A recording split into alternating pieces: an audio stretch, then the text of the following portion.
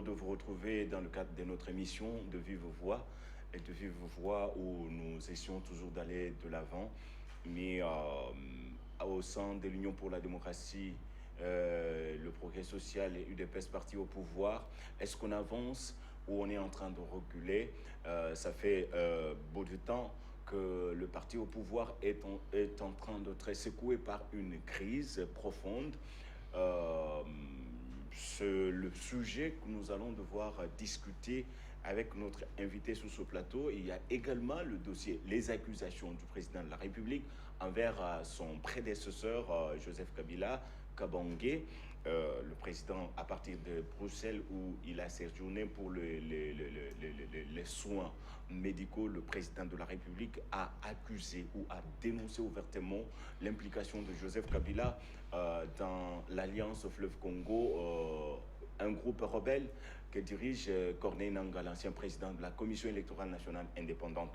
Voilà quelques questions que nous allons essayer de ramasser au cours de cette émission avec notre invité. Notre invité, c'est monsieur Donatien Moubiaï. Donatien Moubiaï qui est cadre de base Fédération des Moamba de l'Union pour la démocratie et le progrès social. C'est un ancien de l'UDPS et il va devoir donner des lumières par rapport à tout ce qui se passe au sein de l'Union pour la démocratie et le progrès social. Monsieur Donatien Moubiaï, soyez le bienvenu dans cette émission. Merci beaucoup. Merci de nous avoir honorés malgré vos préoccupations, et ça fait bien de temps que nous avons toujours eu des contacts téléphoniques, mais sans pour autant se retrouver comme ces jours. Heureusement, aujourd'hui, le temps nous a permis que nous soyons ensemble autour de ce plateau pour essayer de discuter la situation qui secoue votre parti, l'Union pour la démocratie et le progrès social. Alors, la première question, vous étiez dans le groupe, ou vous êtes du groupe de ceux qui ont milité pour le départ de Kabouya. Aujourd'hui, il y a la convention démocratique du parti qui a relevé le secrétaire général Kabouya de ses fonctions. C'est une victoire d'étape pour vous. Très bien, merci d'abord de m'avoir invité à ce plateau. Et puis, merci pour tout le temps que nous aurons consacré à cette émission. Revenons sur la situation qui prévoit l'UDPS et surtout de la situation qui s'est produite le dimanche dernier, c'est le dimanche 11 août. La Convention démocratique s'est réunie. C'est dans ses attributions, parce que nous entendons de gens dire que... dans ses attributions, mais le secrétaire général, là, si on peut dire, l'ancien secrétaire général, le désormais d'ailleurs, qui a dénoncé que ces groupes se réunissent de manière illégale et que je ne sais pas ce qu'il appelle de manière illégale. Ce qui me réjouit, moi, c'est les mêmes groupes qu'il avait encensés, c'est les groupes qu'il avait amenés à Kisantu, c'est le groupe qui est allé à Ngandayala, c'est les mêmes groupes. Et on constaté que ce que nous avions dénoncé depuis belle lurette ne fait que se confirmer. C'est le même groupe qui s'est retourné contre lui. Alors, je ne sais pas l'illégalité à laquelle il pense, moi, j'ignore. Parce que je ne veux pas aller dans le détail de nos textes qui ont été largement violés depuis que le président Étienne Tshisekedi est aux affaires. Hein? Il a pris congé, il ne pouvait plus s'occuper du parti. Mais ceux qui ont eu cette occasion n'ont pas aidé la haute autorité politique des références. C'est-à-dire quoi? Nos textes étaient clairs. L'article 26 préparait déjà comment trouver un autre président. Mais cela n'a pas été respecté. Et on nous a laissé entendre à cette époque-là que tous ceux qui cherchaient à faire appliquer l'article 26 font un coup d'État au président Félix. Alors qu'aujourd'hui, les choses nous rattrapent. L'illégalité à laquelle il fait allusion, moi, je me pose des questions.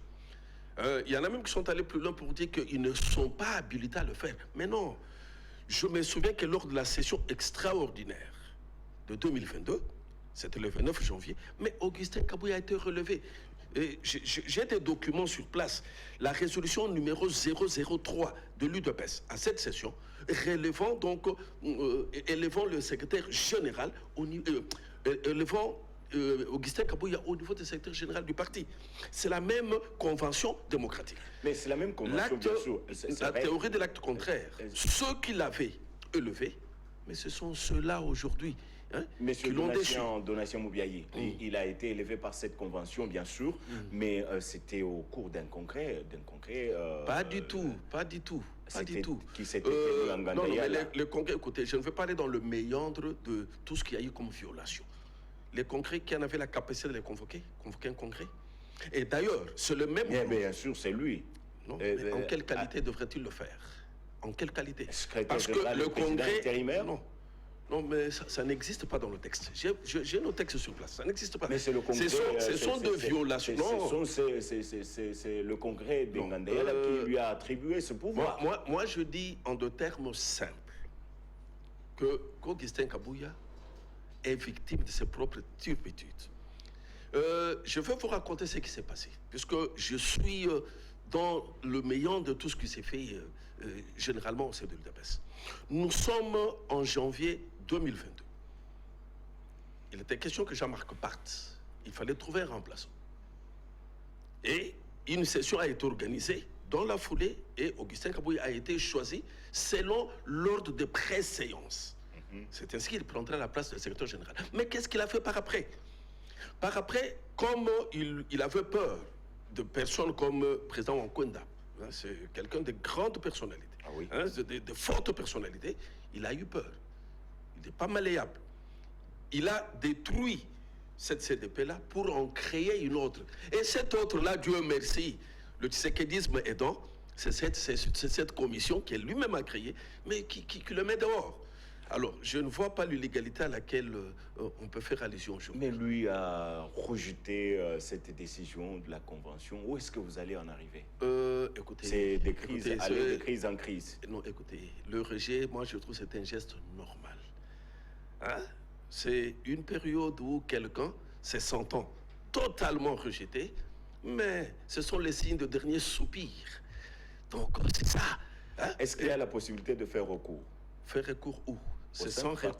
C'est sans recours. Lorsque, permettez-moi, parce que les gens veulent trop parler, résolution numéro 003 UDP-CDP, 4e session extraordinaire du 29 janvier. La convention, je vais lire les éléments qui sont très importants. Considérant l'impérieuse nécessité de combler le vide créé à la suite de la déchéance de M. Jean-Marc Kabunda de ses fonctions de secrétaire général, étant donné que M. Augustin Kabouya Chilumba est préséant parmi les secrétaires généraux adjoints nommés par le chef du parti sur la décision numéro 010, UDPS PP 2018 du 12 mai 2018. Hein? Et qui ne sont pas affectés à des postes d'État incompatibles. C'est-à-dire qu'ils n'étaient pas dans des fonctions qui pouvaient l'empêcher de diriger le parti. L'Assemblée plénière a adopté la résolution dont la teneur suit. Article 1er. Est élevé au rang de secrétaire général du parti, M. Augustin Kabouya. Article 2. Les attributions du secrétaire général, ce sont des attributions qui reviennent à l'article 24 de nos statuts. Le prérogatif du président du parti, tel que défini à l'article 23 des statuts du parti, sont assumés collégialement, conformément à l'article 26 des statuts du parti. Et c'était fait le 29 janvier, signé par qui? Le secrétaire rapporteur, le prof Aristide Boulakali et Victor Wankwenda, président de la CDP. Qu'est-ce qu'il a fait? Il vient, sachant que quelqu'un de c'est une forte personnalité, il faut le faire partir. Il faut l'empêcher. Nous l'avons vu en mars 2022. Un mois après, il nous a reçus. Et il nous a reçus dans le cadre de fédération opérationnelle, c'est-à-dire une fédération mise sur pied par le président Wankwenda, afin que nous fassions un combat réel, en étant au même rang de fédéraux qui, lui, utilisaient. Nous sommes allés le voir, il nous a reçus, nous étions au nombre de 7. Une séance de travail jusqu'à 1h du matin. Mais à la fin, je lui dirai ceci, nous allons apporter un cahier de charge. Et ce cahier de charge va retracer les lignes que nous souhaitons voir être exécutées afin que la sérénité revienne au parti. Quelque temps après, il nous a reçus, nous lui avons déposé, c'est un document dont j'ai une copie sur place. Et dans ces documents-là, parce que ce qui s'est fait aujourd'hui pour nous, c'est une répétition. Nous avions commencé cette démarche bien avant les autres. Depuis Jean-Marc, nous sommes allés au mausolée le 29 juin 2019 pour dénoncer la situation du parti, il y avait un mot que nous avions sorti, c'était la restructuration. Qu'est-ce que vous reprochez concrètement à Augustin Kabouya, le député national et sénateur? Ok. Je fais mienne comment dirais-je là, les recommandations de l'équipe que lui-même a dirigée. Mais ces recommandations ont été déjà faites par nous et relayées par eux. Qu'est-ce que nous reprochons à Augustin Kabouya? L'autoritarisme. L'autoritarisme. Deuxième élément, c'est la confiscation de pouvoir. Je vous donne un petit exemple pour ceux qui nous suivent, qui comprennent l'UDPS. À une certaine époque, nous parlions de Bomanza. Qui était Bomanza au parti? Le porte-parole. Très connu. Et dites-moi aujourd'hui, demandez à 5 Quinois s'ils connaissent le porte-parole de l'UDPS. Parfois, il n'est pas à la hauteur de tâches lui confiées. Mais s'il n'est pas à la hauteur, on le remplace. Quand vous regardez quelqu'un qui n'est pas à la hauteur, ça veut dire quoi? Et je crois que c'est lui qui est porte-parole est à la hauteur, puisqu'il est aujourd'hui. Est-ce que lorsqu'il y a un secrétaire général qui a un porte-parole au sein du parti, ça veut dire que la parole est privée au secrétaire général, mais il doit revenir. Le secrétaire général a ses attributions, monsieur le journaliste. Réalisez nos statuts à l'article 24. Il y a des attributions du secrétaire général. Mais l'accomplissement de ces attributions, nous cherchons. Où est-ce qu'il les accomplit? Il y a une grande attribution qui lui demande annuellement de présenter un rapport de fonctionnement au chef du parti et de présenter un projet du budget donc à la CDPI. Mais c'est que je sache, depuis 2022, il n'y a jamais un projet de budget présenté à la CDPI. Hein? Mais il le fait de manière... C'est un travail qui doit être fait de manière collégiale. Ce n'est pas à l'individu Augustin Kabouya qui doit présenter. De manière collégiale, c'est lorsque vous permettez aux autres de pouvoir vous accompagner. Vous savez, en termes de gestion... Vous voulez dire que Kabouya dirigeait seul? Mais c'est tout à fait évident. Quels sont les reproches qui ont été soulevés par le membre de l'exécutif national? Quelqu'un qui dirigeait seul le parti UDPS et qui est parvenu à produire tous ces députés? Ça, c'est un fait. Je ne vais pas aller dans le détail de la production de députés. C'est peut-être, si nous pouvons lui concéder ces succès-là, tant mieux. Mais le parti, ce n'est pas seulement cela. Lorsque nous parlions en 2019, nous envisagions déjà 2023, mais nous avons été considérés comme étant de traîtres au sein du parti, avec Jean-Marc. Lorsque nous parlons aujourd'hui, nous sommes en 2024, et quand les gens réfléchissent pour 2028, les gens trouvent que c'est tout à fait aberrant. Pas du tout. Quelle est cette réflexion futuriste que fait Augustin Kabouya en tant que secrétaire général? Attends, vous avez relevé le secrétaire général Augustin Kabouya de ses fonctions, mais pourtant il y avait une commission qui était mise en place avec les députés, les ministres du parti, pour étudier et résoudre à l'amiable cette... Oui, c'est vrai. Et maintenant que la décision est tombée contre, alors sans que la commission n'ait rendu son rapport. Nous avions constaté qu'il y avait une léthargie terrible avec cette commission. Vous pensiez que tous les députés, les ministres serait-il utile de mettre en place une commission alors que nos statuts prévoient déjà la voie des résolutions des conflits? Qu'est fait la CDP? Mais c'est pas Kabouya qui a mis la commission en place. Mais c'est ce que nous disons. Nos textes sont rebelles. Nos textes sont rebelles. Lorsque il y a le statut qui prévoit ce qu'il faudra faire, mais autant c'est conforme au statut. Et la difficulté qu'il y a, c'est l'interprétation de nos textes généralement. Quand les gens viennent mettre en avant-plan l'aspect purement politique, alors que l'aspect juridique, à un moment donné, doit apparaître. On doit y faire allusion. Lorsqu'on met en place une commission, mais la commission devrait commencer par une chose.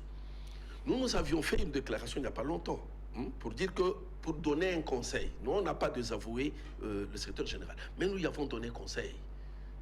L'honneur du poste que vous avez occupé, l'honneur de ce que vous êtes en tant que député, cet honneur-là serait préservé si vous remettez le tablier. Si vous déposez votre démission, certains observateurs avertis estiment que vous êtes dans la politique des hautes doigts de là que je m'y mette. Pas nécessairement. Il y est resté depuis longtemps, mais nous sommes en train de scruter les comportements en tant que dirigeants. Et pourquoi seulement maintenant? Non, il n'y a pas de temps pour qu'on agisse. Il ne faudra pas l'essayer. Est-ce qu'il y a un temps pour le faire, un temps pour ne pas le faire? Le temps est propice. Nous sommes allés aux élections. Le gouvernement a été installé, les institutions sont là, le Sénat sera bientôt opérationnel, mais c'est amplement suffisant. Il faut attendre jusqu'en. Il faut attendre jusqu'à ce que cette façon de faire va aider le chef de l'État à réussir son deuxième quinquennat. Oui, maintenant ça va aller avec ce qui est arrivé le dimanche dernier. Et les réformes que vous envisagez au sein du parti au pouvoir sont lesquelles? Les réformes, d'abord, ce sont quelques articles des statuts qu'il faudra revoir avant d'envisager toute autre réforme. Principalement, l'article qui fait grand bruit, qui fait peut-être, qui dérange, c'est l'article 26. Qu'est-ce que l'on fait lorsque le chef du parti est empêché? Les cas récents qui n'avaient pas été prévus, vous n'imaginez pas. Le chef du parti devient chef de l'État. Qu'est-ce que nous devons faire? D'un commun accord, on doit se mettre à réfléchir. Et d'ailleurs, il ne faudra pas que l'on attende seulement le Congrès, hein? Mais la Convention des moyens, ceux qui lisent nos statuts, allez à l'article 33 de nos statuts. On parle de certaines matières importantes, notamment si on peut réviser ou retoucher quelques dispositions des statuts. Si on peut revoir quelques dispositions du règlement intérieur. Mais il faudrait qu'on laisse ces organes fonctionner. La faute à Augustin Kabouya, ex-secrétaire général, c'est d'avoir voulu tout faire seul et selon sa volonté. Et que pensez-vous de ceux qui disent que tout bas, que c'est le parti UDPS est tombé dans le piège des ennemis, de ses ennemis, voulant essayer d'anticiper 2028. Qu'est-ce que vous en pensez? Bon, je ne dis pas que le parti est tombé dans le piège de ses ennemis, mais dans le piège tendu par ses propres fils. Et je sais de quoi je parle. Il y en a qui estiment que le président étant empêché constitutionnellement, il faut le pousser à parler pour qu'on le mette en accusation. Je ne peux pas comprendre quelqu'un qui a dirigé le parti pendant plus de 5 ans. Puisque quand j'ai dit diriger, il a été avec Jean-Marc. Jean-Marc est parti, le restait. Et maintenant, on peut confier ce travail à quelqu'un d'autre. Non. Je le dis, et nous l'avons dit dans notre déclaration de Moamba, nous avons dit ceci. La sagesse de Salomon doit primer. Nous devons vraiment préserver l'enfant UDPS. Et pour préserver l'enfant UDPS, qu'Augustin comprenne. Vous avez nommé à titre intérimaire Deogracia Sia, qui va assumer l'intérim. Est-ce que c'est une façon de résoudre définitivement cette question ou c'est plutôt l'amplification de la crise? Non, non, la volonté de résoudre définitivement. Mais lorsqu'on est intérimaire, il y a des choses qu'il faudra faire. Il y a des assignations qui ont été faites. Hein? Et ce que nous lui demandons, j'en profite, c'est d'abord créer l'unité au sein de la CDP. Et lorsque la CDP étudie, les autres organes laisseront sans faille. Je crois que c'est cela. Et pour nous, ça dépendra de la manière de faire. C'est dans la durée, oui, c'est par rapport au comportement. Mais nous sommes certains, nous sommes contents que cela soit arrivé et nous sommes persuadés que c'est un début des solutions de la crise qui a longtemps duré. Aujourd'hui, Dr Eteni Longondo peut s'asseoir confortablement dans son fauteuil parce que celui qui a allumé le fait qu'aujourd'hui Kabouya est parti, si on suppose la décision de la convention démocratique du parti aujourd'hui, il peut se frotter les mains d'avoir mené un bon combat. Chacun fait sa part. Un combat a toujours été une situation de longue haleine. Nous avions commencé, je le dis ici, en 2019, au niveau de réunion de présidents sectionnaires de la ville-province de Kinshasa. Comme dans un combat, il y en a qui faiblissent, laissent. N'oubliez pas la sagesse du président Étienne Tshisekedi, le bal des chauves. Hein? Alors, il y en a qui ont abandonné. Nous sommes allés. Ça a coûté ce que cela nous a coûté. Et aujourd'hui, quand le secrétaire, je ne sais pas s'il est encore secrétaire général, donc docteur Eteni, revient à la charge, mais nous disons merci. Pour nous, ça veut dire qu'ils ont compris. Si nous avions suivi en 2019, on ne serait pas arrivé à cette situation. Nous avions une vision lointaine des choses. Nous avions une vision déjà profonde des choses. Mais, Dieu merci, nous ne faisons que qu'accueillir ceux qui viennent. Le plus et grand nous allons enjeu, aussi faire pour faire l'unité. le plus grand enjeu, c'est 2028. Comment allez-vous vous y prendre pour conserver c'est vrai, le le grand enjeu 2028, c'est vrai, mais il faudra que nous nous organisions aujourd'hui pour penser à 2028. C'est ce que nous sommes en train de faire.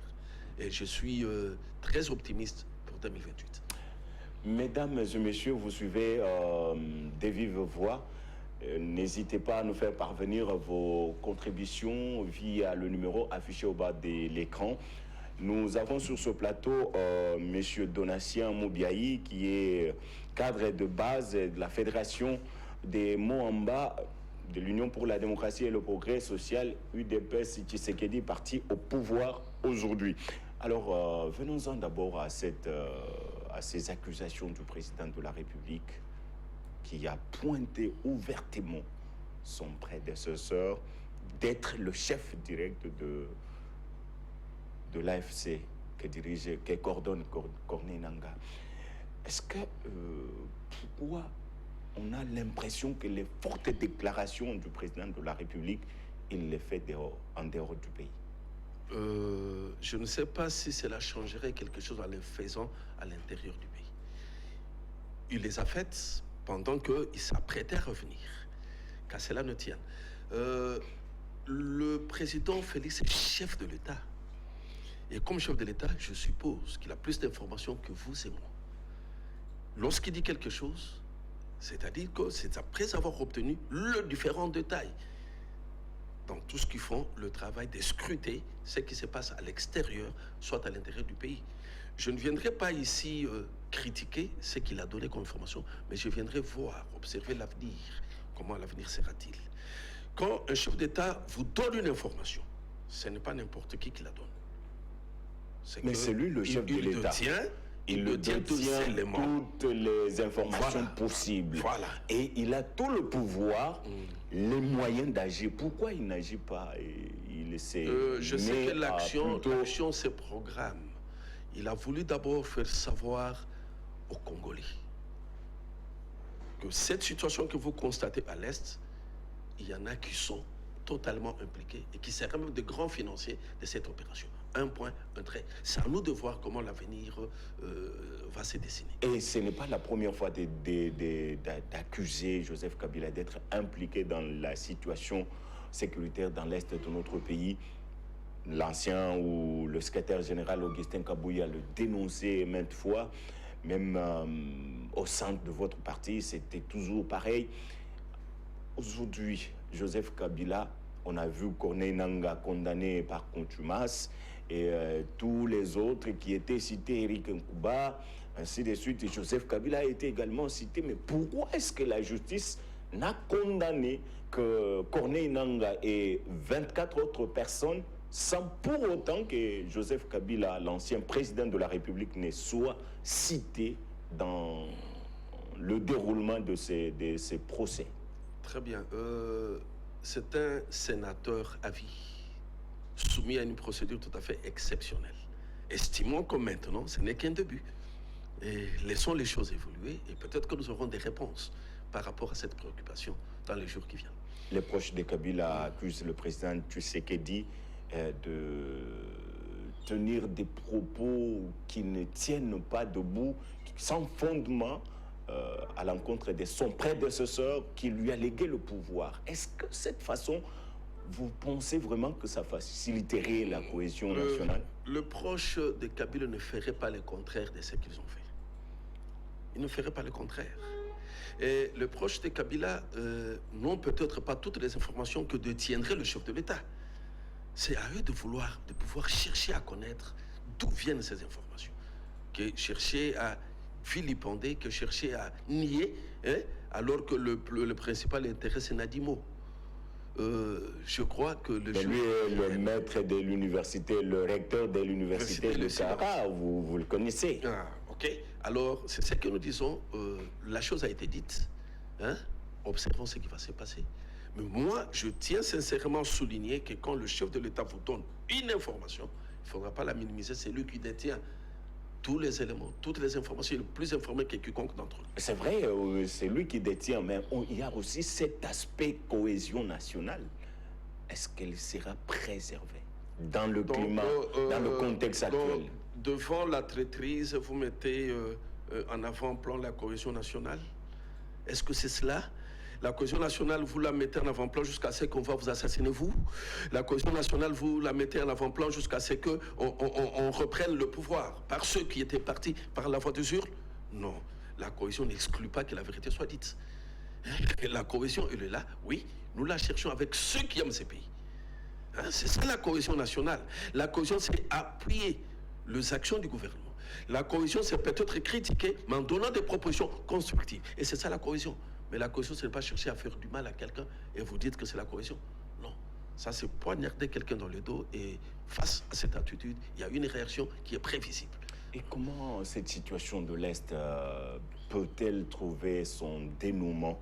On a vu le président sud-africain aller participer dimanche à l'investiture de Paul Kagame, alors que nous connaissons que la SAMI RDC est composée majoritairement de Sud-Africains. Et pas plus tard qu'hier, le président angolais était dans notre pays. Il a échangé avec son homologue par rapport toujours à la situation de l'Est. Est-ce que le rapprochement de l'Afrique du Sud avec le Rwanda peut faciliter la tâche pour que l'intervention ait convenablement lieu dans l'Est? Très bien. Assister à une cérémonie, c'est quelque chose de normal lorsqu'on a une invitation et qu'on estime être en bon climat, en bonne entente avec celui qui a invité. Vous savez, nous sommes dans ce monde politique, qui est parfois un monde caractérisé par la duplicité. Quelqu'un peut venir vous rencontrer, mais il ne vous a pas dans son corps. Je ne veux pas analyser le rapprochement qu'il y a entre le président sud-africain et le président Kagame. Ce sont deux relations. Et d'ailleurs, dans le cadre diplomatique, il faut être proche de la personne pour lui dire des choses. Ce n'est pas en s'éloignant. Il faut créer une sorte de confiance, hein, pour que le moment venu, vous puissiez peut-être en profiter et dire des choses qui sont intéressantes. Est-ce que les rapprochements pourraient favoriser? C'est les souhaits. C'est les souhaits, mais moi, j'ai un point de vue par rapport à tout cela. Lequel? Nous sommes en situation de guerre, ça, nous devons le dire. Et il y a de cela plus de mois que nous avons appris, il y a plus de 4000 militaires rwandais sur notre territoire. Pour moi, il faudra que nous envisagions un jour une action claire sur le territoire rwandais.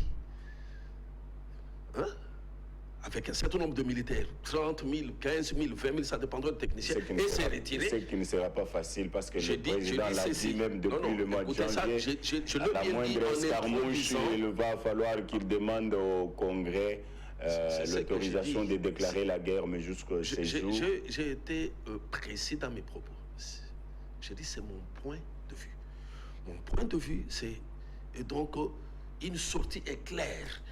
6 heures du temps, nous occupons le territoire, nous faisons ce pouvoir et nous nous retirons. Il y aura une solution dans l'immédiat. Monsieur Donatien Moubiayi, nous sommes pratiquement serrés par le temps. Votre mot de la fin? Le mot de la fin, je m'adresse à la base de l'UDPS. Je leur demande la sérénité. Tout ce qui continue à se faire, c'est une sorte de provocation à l'égard de la haute autorité politique des références. Que les gens comprennent. On veut pousser la haute autorité politique vers une erreur. C'est-à-dire que c'est prononcé sur l'UDPS, et là on dira qu'il a violé la Constitution. Ceux qui le font, je leur demande de faire preuve d'humilité. Une démission n'est pas une faiblesse, c'est une grandeur. Et d'ailleurs, cette étape de démission est déjà largement dépassée. Augustin est ex-secrétaire général et les choses qui vont suivre, ça ne sera pas bon pour lui. Merci beaucoup, monsieur Donatien Moubiayi, d'avoir répondu à notre invitation. Mesdames et messieurs, cette émission est la vôtre. Nous sommes pratiquement à la fin.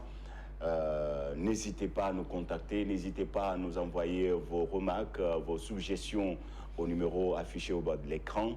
Je vous fixe rendez-vous très prochainement. Au revoir.